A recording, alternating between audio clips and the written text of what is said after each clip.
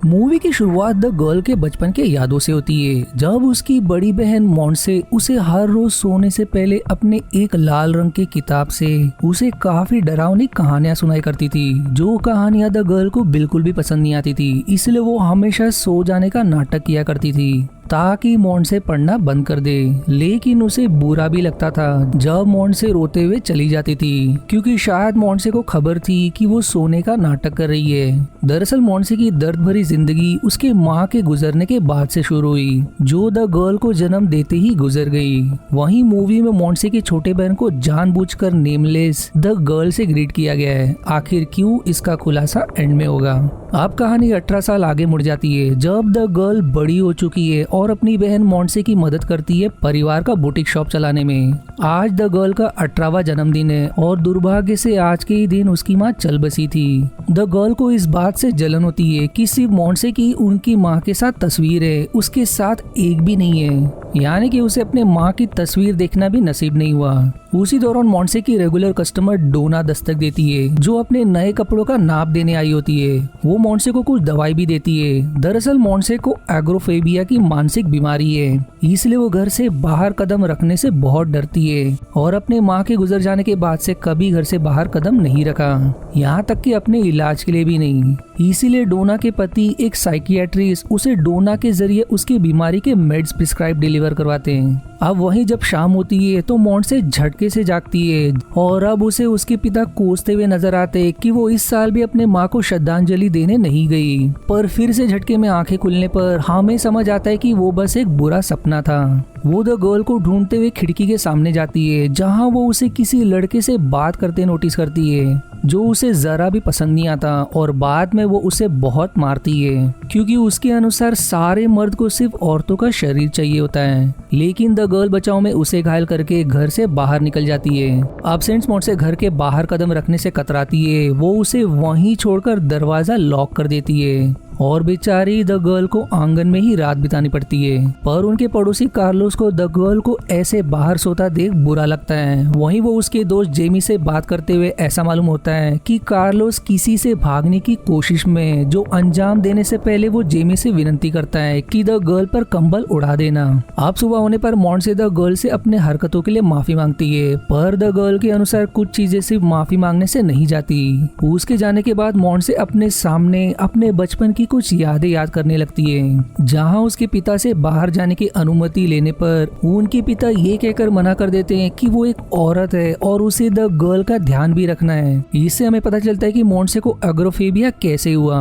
अब मॉन्से वही दवाई खाकर प्रार्थना करने के बाद सोने चली जाती है, पर कुछ देर बाद दरवाजा खटखटाने की आवाज से मॉन्से की नींद खुल जाती है। दरवाजा खोलने पर उसे घायल हालत में कार्लोस मिलता है, जिसे पहले तो वो अंदर आने नहीं देना चाहती, पर फिर कैसे तो उसके शरीर को घसीटते हुए कमरे में ले जाकर बिस्तर पर लिटा देती है और उसके जख्मों पर मलहम पट्टी भी करने लगती है। इधर जब द गर्ल घर लौटती है, जिसे कार्लोस का कोई खबर नहीं है, जिस जानकारी के बारे में मॉन्से ने उससे छिपा कर रखा है, वो मॉन्से को अजीब व्यवहार करता देख थोड़ी हैरान हो जाती है। वहीं बाद में द गर्ल को लॉन्ड्री बास्केट से खून से सना शर्ट मिलने पर मॉन्से को मजबूरन उसे कार्लोस के बारे में बताना पड़ता है, पर द गर्ल को लगता है कि मॉन्से ने ही अपने पागलपन में कार्लोस को चोट पहुंचाई। आगे मॉन्से और भी अजीब बर्ताव करती है। वो द गर्ल को धमकी देती है कि अगर उसने कार्लोस के बारे में किसी को कुछ बताया तो वो उसे घर में घुसने नहीं देगी। अब कुछ देर बाद कार्लोस को होश आ जाता है, जिससे मॉन्से एक बुरी खबर शेयर करती है कि उसका एक पैर की हड्डी टूट गई है और डॉक्टर ने उसे बिस्तर से उठने से साफ मना किया है। कार्लोस फिर अपने लव वंस को खबर करने के लिए उसे एक फोन कॉल करने के लिए विनती करता है, पर मॉन्से उसे किसी कारण से झूठा बहाना करती है कि उनके घर पर फोन नहीं है। वो उसे ठीक होने तक यहाँ रहने के लिए मना लेती है, क्योंकि कार्लोस अकेला रहता था और उसकी देखभाल करने के लिए भी कोई नहीं है। अब द गर्ल के घर लौटने पर मॉन्से उसे समझाने की कोशिश करती है कि उसने कार्लोस को चोट नहीं पहुंचाई, पर द गर्ल को उसकी बातों पर यकीन नहीं होता, इसलिए वो उसी रात के समय में चुपके से कार्लोस से मिलने जाती है, जहां उसे पता चलता है कि कार्लोस को कोई आइडिया नहीं था कि वो मॉन्से की ही छोटी बहन है। पर तभी वहाँ मॉन्से आ जाती है और द गर्ल को तुरंत उसके डर से बेड के नीचे छिपना पड़ता है। मॉन्से के जाते ही वो कार्लोस को यहाँ से चले जाने की सलाह देती है, जिसके बाद वो चुपचाप अपने कमरे कमरे में लौट जाती है। अगली सुबह मोंसे को कार्लोस के खाने में कोई दवाई मिलाते हुए नोटिस करते हैं, जिसे खाने पर कार्लोस को दर्द से काफी राहत मिलती है। पर जब कार्लोस मोंसे से उसकी छोटी बहन के बारे में तारीफ करता है तो मानो मोंसे की आंखों में जलन सी एक झलक नजर आती है। यहाँ मोंसे शेयर करती है कि उनके पिता 14 साल पहले युद्ध में जाने के बाद कभी लौटे नहीं,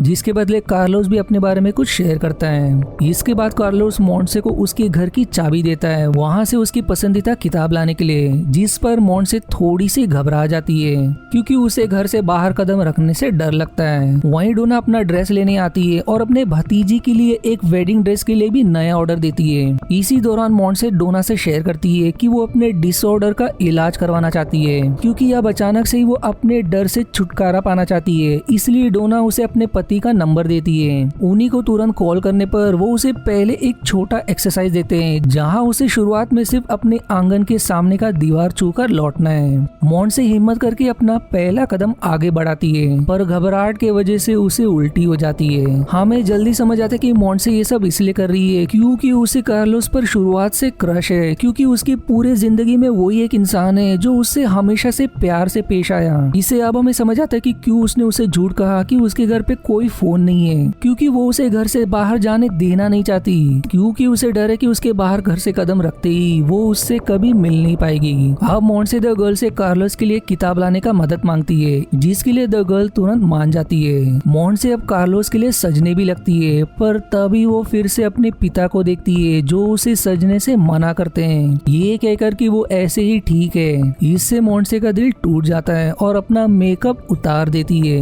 वहीं द गर्ल भी कार्लोस से चुपके से मिलने जाती है, जहां वो कार्लोस से एक शॉकिंग जानकारी शेयर करती है कि उसकी बहन उसे पसंद करती है, इसलिए दरअसल उसे कोई डॉक्टर कभी देखने आया ही नहीं था। वो झूठा बहाना कर रही है कि तुम यहीं बने रहो। तभी कार्लोस भी उसे बताता है कि वो दरअसल किसी कारण से शहर से भागने की कोशिश कर रहा था, पर भागते वक्त वो गिर पड़ा। पर वहीं अब हमें पता चलता है कि मोंसे दरअसल अब तक कार्लोस को मॉर्फिन दे रही थी उसके दर्द को कम करने के लिए। वो फिर से दर्द से तड़पने लगता है और अजीब बड़बड़ाने लगता है कि एलिसा मुझे माफ कर दो। पर मोंसे के वहाँ फिर से आ जाने पर उसे तुरंत किचन में छुपना पड़ता है, कार्लोस को दर्द में तड़पते हुए वहीं छोड़कर। अगली सुबह नींद से जागने के बाद मोंसे डोना को कॉल करके उनसे मॉर्फिन की एक के बजाय इस बार 2 बोतलों की विनती करती है, जिसके बदले में वो उसके भतीजे का ड्रेस मुफ्त में तैयार करने का वादा करती है। वहीं द गर्ल मोंसे के दिए कार्लोस के घर के चाबी से कार्लोस के घर में प्रवेश कर जाती है, जहां वो उसी लड़की एलिसा से मिलती है। यहाँ हमें पता चलता है कि कार्लोस एलिसा की फियांसे है। द गर्ल एलिसा को खबर कर देती है कि कार्लोस अभी कहाँ है। एलिसा को उस पर थोड़ा शक होता है, इसलिए वो उससे चाबी छीनकर उसे वहीं लॉक करके मोंसे के घर की तरफ भागती है। एलिसा मोंसे के घर पर कार्लोस को ढूंढने लगती है।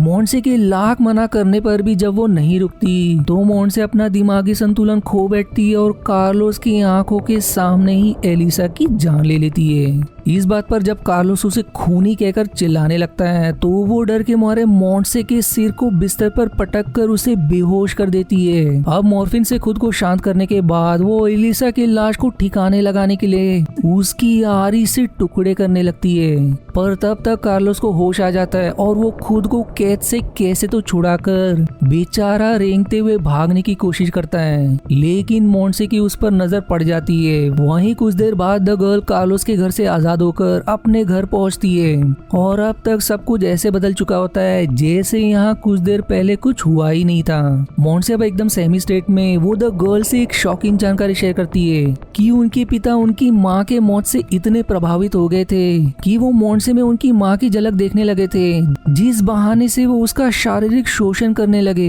अब हमें समझ आता है कि क्यों बचपन में मोंसे द गर्ल के कमरे से रोते हुए जाया करती थी। उनके पिता युद्ध में लापता नहीं बल्कि मोंसे ने उन्हें पॉइजन देकर मार डाला, क्योंकि एक बार उसने उन्हें द गर्ल का भी फायदा उठाने की कोशिश करते पकड़ा था।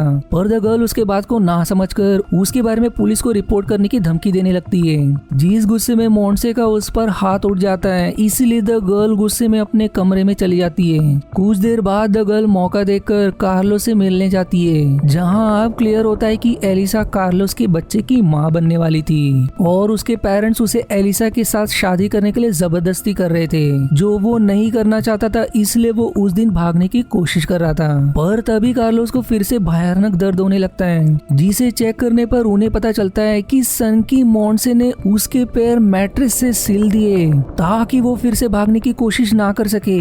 अगली सुबह डोना अपने भतीजी का वेडिंग ड्रेस सिलवाने के लिए दस्तक देती है।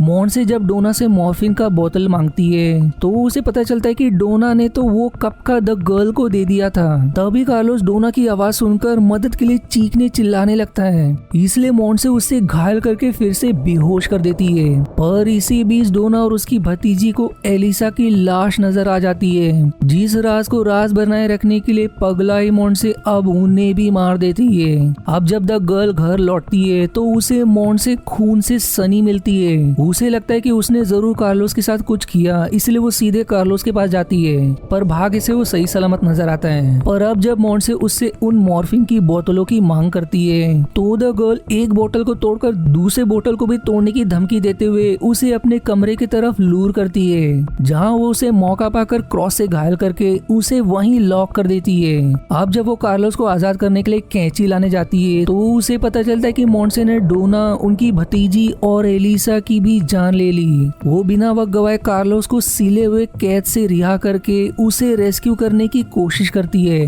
पर तब तक सन की मोंसे कमरे का ताला तोड़कर रिहा हो जाती है और कार्लोस के जख्मी पैर को और चोट पहुंचाते हुए उसे मारने लगती है। पर दोनों मिलकर कैसे तो मोंसे को घायल कर देते हैं और द गर्ल मोंसे के सिर को दीवार पर पटक कर उसे कमजोर करने की कोशिश करती है। आखिर में द गर्ल को बचाव में मोंसे को कैंची से गहरी चोट करनी पड़ती है, जिसे बुरी तरह से घायल देख अब उसे भी रोना आ जाता है। अब अपनी आखिरी सांस में मोंसे उससे एक सीक्रेट शेयर करती है कि दरअसल उसके पिता ने उसकी माँ के साथ एक तस्वीर खींची थी, जो उसने उसके पिता के लाश के साथ ही छिपा दी। अब द गर्ल के उसके बताए जगह पर ढूंढने पर द गर्ल को लाश के कंकाल के साथ वो तस्वीर मिलती है और अब मूवी का क्लाइमैक्स रिवील होता है कि द मोंसे दरअसल द गर्ल की बहन नहीं बल्कि उसकी माँ है। इतनी बड़ी सच्चाई जानने के बाद द गर्ल के चेहरे पर सदमा साफ नजर आता है कि उसने अब तक अपने माँ के बारे में ही क्या समझा,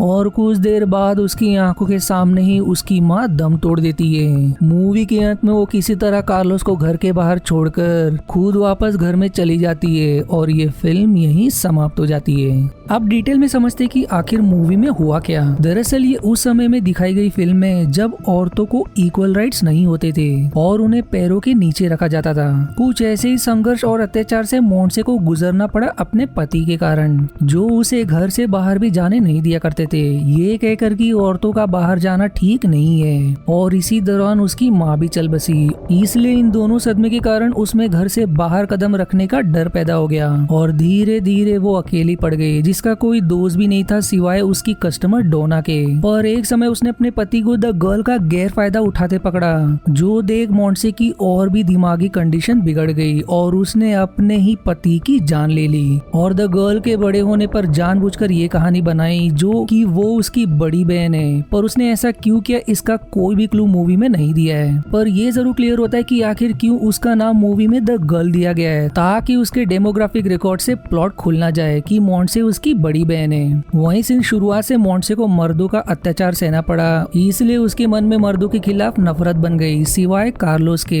इसलिए जब उसे मौका मिला उसके कार्लोस के साथ हमेशा रहने का, तो उसने उसे अपने घर में कैद करने की कोशिश की और जो भी उसके रास्ते में आया दिमागी हालत से कमजोर होने के कारण उसने उन्हें रास्ते से भी हटा दिया। वो अपने बेटी के लिए भी इसलिए इतनी पॉजिटिव थी कि कहीं वो भी इन मर्दों का शिकार ना बन जाए। पर मूवी का अंत और भी शॉकिंग, अपने माँ के मेंटल स्टेट, उन्हें कैसे अत्याचार और पीड़ा से गुजरना पड़ा, वहीं अंत में वो उसके ही कारण चल बसी, ये सारा सदमा द गर्ल पर असर कर गया। इसलिए उसका मूवी के एंड में इस तरह से दरवाजा बंद करना यही साइन था कि अब वो भी हमेशा के लिए घर में ही ट्रैप्ड अपनी सारी जिंदगी निकाल देगी। और आज के वीडियो में इतना ही। आशा है आपको मेरी एक्सप्लेनेशन पसंद आई। यदि हाँ तो प्लीज वीडियो को लाइक करना और चैनल को सब्सक्राइब करके सपोर्ट करना ना भूलें। मिलते हैं अगले एक्सप्लेनेशन वीडियो में, तब तक के लिए धन्यवाद दोस्तों।